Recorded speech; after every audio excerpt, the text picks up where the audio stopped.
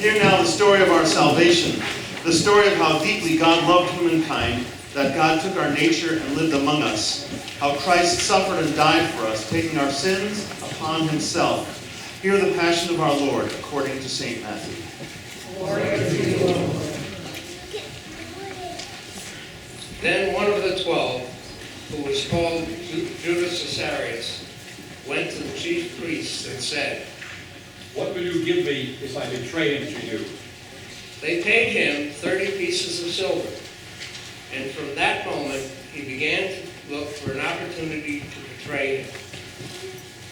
On the first day of the unleavened bread, the disciples came to Jesus saying, Where do you want us to make the preparations for you to eat the Passover? Go into the city to a certain man and say to him, "The teacher says, my time is near. I will keep the Passover at your house with my disciples." So the disciples did as Jesus had directed them, and they prepared the Passover meal. When it was evening, he took his place with the 12, and while they were eating, he said, "Truly I tell you, one of you will betray me." and they became greatly distressed and began to say to him one after another, Surely not I, Lord. Surely not I, Lord. Surely not I, Lord. The one who has dipped his hand into the bowl with me will betray me.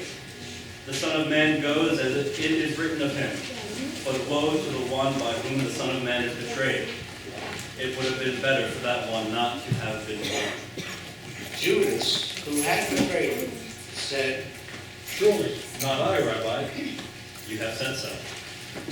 While they were eating, Jesus took the loaf of bread, and after blessing it, he broke it and gave it to the disciples and said, Take, eat. This is my body. Then he took the cup, and after giving thanks, he gave it to them, saying, Drink from it, all of you, for this is the blood of the covenant, which is poured out for many for the forgiveness of sins. I tell you, I will never drink again from this fruit of the vine until the day when I drink it new with you in my Father's kingdom. When they had sung the hymn, they went out to the Mount of Olives.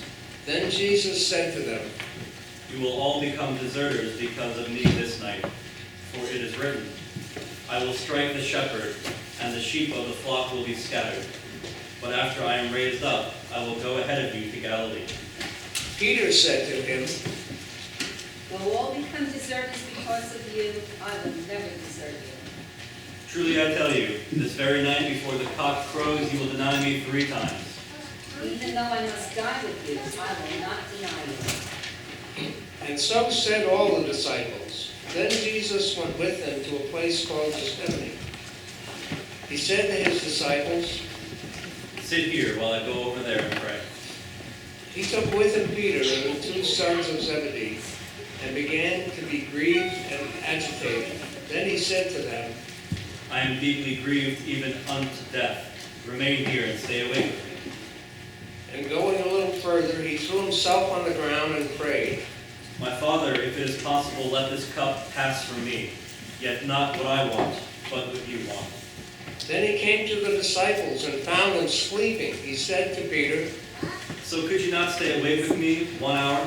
Stay awake and pray that you may not come into the time of trial. The spirit indeed is willing, but the flesh is weak. Again, he went away for a second time and prayed, My Father, if this cannot pass unless I drink it, your will be done. Again, he came and found them sleeping, for their eyes were heavy. So leaving them again, he went away and prayed for a third time, saying the same words.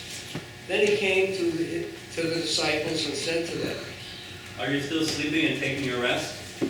See, the hour is at hand, and the Son of Man is betrayed into the hands of sinners. Get up, let us be going. See, my betrayer is at hand. While he was still speaking, Judas, one of the 12, arrived. With him was a large crowd with swords and clubs, from the chief priests and the elders of the people. Now the betrayer had given them a sign, saying, The one I kiss is the man. Arrest him. At once he came up to Jesus and said, "Greetings, Rabbi." and he kissed him. Friend, do what you are here to do. Then they came and laid hands on Jesus and arrested him. Suddenly, one of those with Jesus put his hand on his sword, drew it, and struck the slave of the high priest, cutting off an ear. Then Jesus said to him, Put your sword back into its place, for all who take the sword will perish by the sword. Do you think that I cannot appeal to my Father, and he will at once send me more than 12 legions of angels? But then how would the scriptures be fulfilled, which say it must happen this way? At that hour, Jesus said to the crowds, Have you come out with swords and clubs to arrest me as though I were a bandit? Day after day I sat in the temple teaching, and you did not arrest me. But all this has taken place, so the scriptures of the prophets may be fulfilled. Then all the disciples deserted him and fled.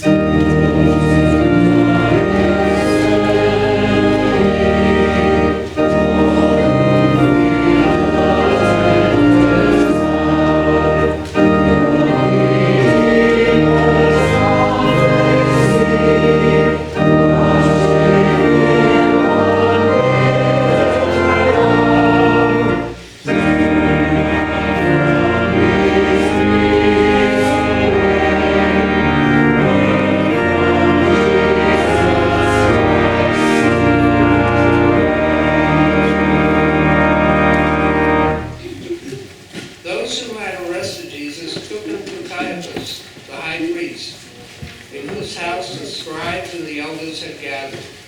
But Peter, who was following him at a distance, as far as the courtyard of the priest, and going inside, he sat with the guards in order to see how this would end.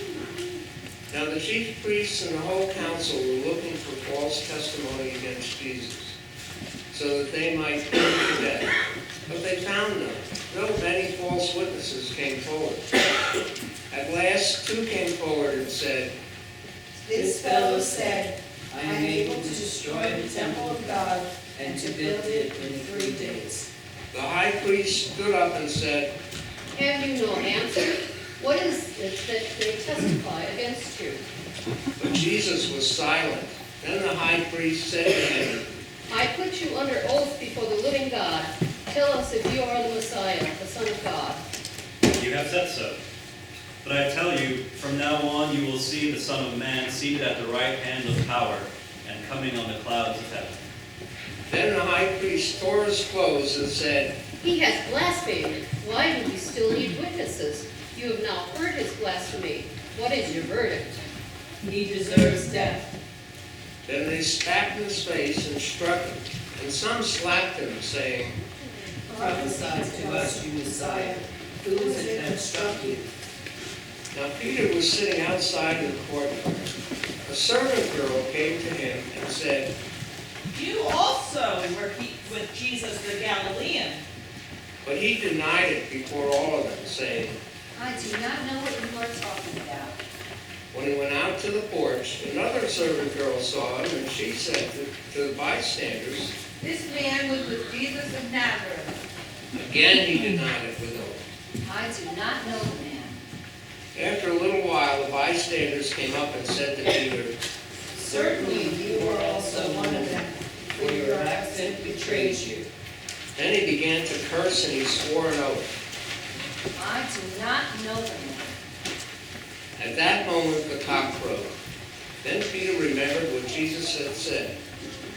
Before the cock crows, you will deny me 3 times. And he went and wept bitterly. When morning came, all the chief priests and the elders of the people conferred together against Jesus in order to bring about his death. They bound him, led him away, and handed him over to Pilate, the governor. When Judas, his betrayer, saw that Jesus was condemned, he repented and brought back the 30 pieces of silver to the chief priests and elders. He said, I have sinned by betraying innocent blood. What is that to us? See to it yourself. Throwing down the pieces of silver in the temple, he departed and he went and hanged himself. But the chief priests, taking the pieces of silver, said, It is not lawful to put them into the treasury, since they are blood money. After conferring together, they used them to buy the potter's field as a place to bury foreigners. For this reason, that field has been called the field of blood to this day. Then was fulfilled what had been spoken through the prophet Jeremiah. They took the 30 pieces of silver, the price of one on whom a price had been set, on whom some people of Israel had set a price, and they gave them for the potter's field, as the Lord commanded.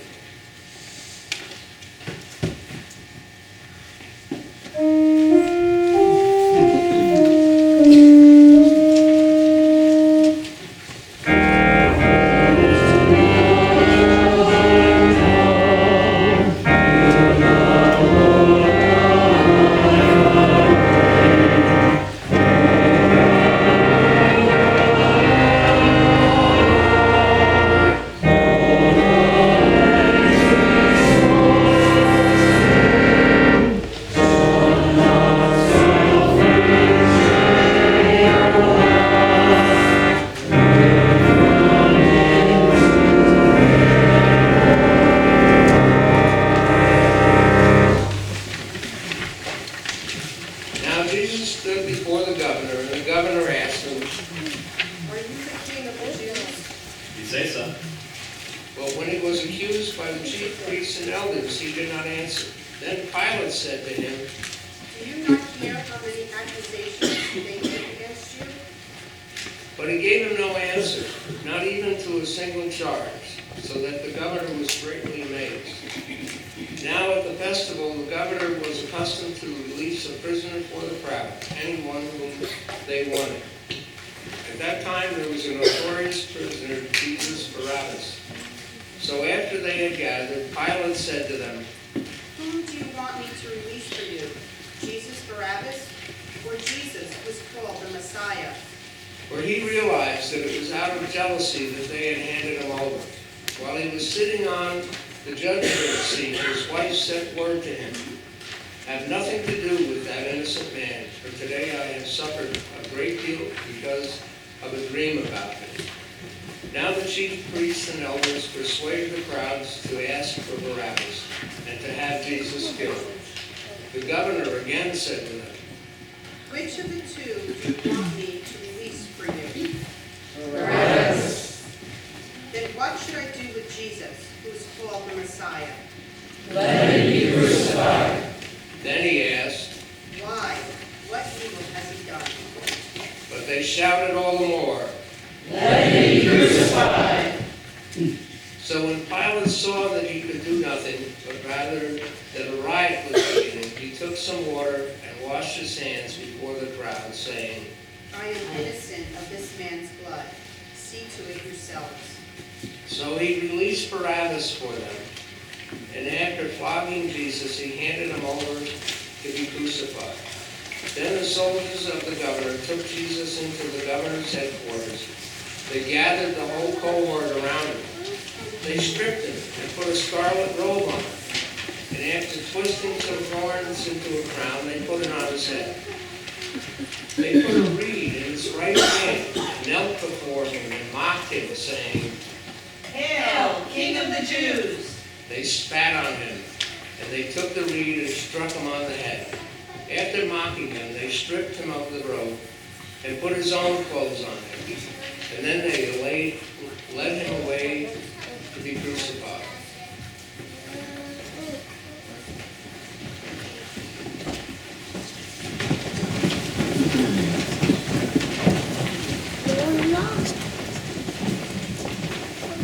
As they went out, they came upon a man from Syene named Simon. They compelled this man to carry his cross. And when they came to a place called Golgotha, which means place of a skull, they offered him wine to drink mixed with gall. When he tasted it, he would not drink it. And when they had crucified him, they divided his clothes amongst themselves by casting lots. Then they sat down there and kept watch over him. Over his head they put the charge against him, which read, This is Jesus, King of the Jews. Then two bandits were crucified with him, one on his right and one on his left. Both had passed by derided him, shaking their heads and saying, You who would destroy the temple and build it in 3 days, save yourself. If you are the Son of God, come down from the cross. In the same way, the chief priests also, along with the scribes and elders, were mocking him, saying, He saved others, he cannot save himself. He is the King of Israel. Let him come down from the cross now, and we will believe in him. He trusts in God. Let God deliver him now, if he wants to. For he said, I am God's son. The bandits who crucified with him also taunted him the same way. From noon on, darkness came over the whole land until 3 in the afternoon. And about 3 o'clock, Jesus cried with a loud voice, Eli, Eli, lema sabachthani. that is, my God, why have you forsaken me? When some of the bystanders heard this, they said, This man is calling for Elijah. At once one of them ran and got a sponge, filled it with sour wine, and put it on a stick and gave it to him to drink. But the others said, Wait, let us see whether Elijah will come to save him.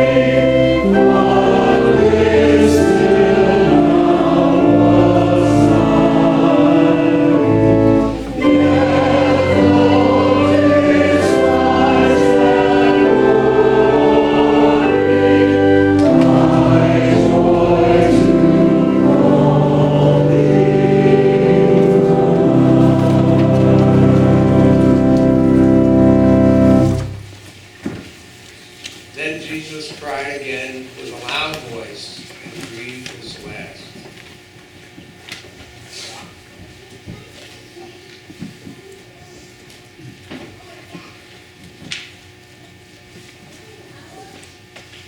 At that moment, the curtain of the temple was torn in two, from top to bottom. The earth shook and the rocks were split. The tombs were also opened, and many bodies of the saints who had fallen asleep were raised. After his resurrection, they came out of the tombs and entered the holy city and appeared to many.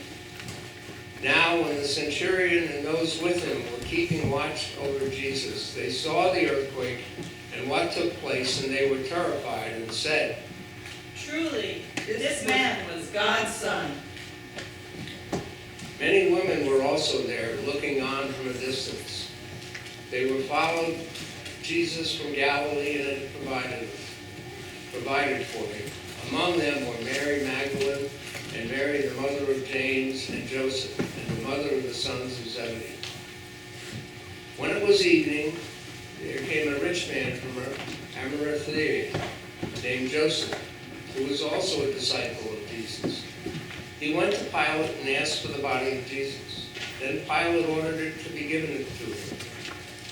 So Joseph took the body and wrapped it in a clean linen cloth and laid it in his own new tomb, which he had hewn in the rock.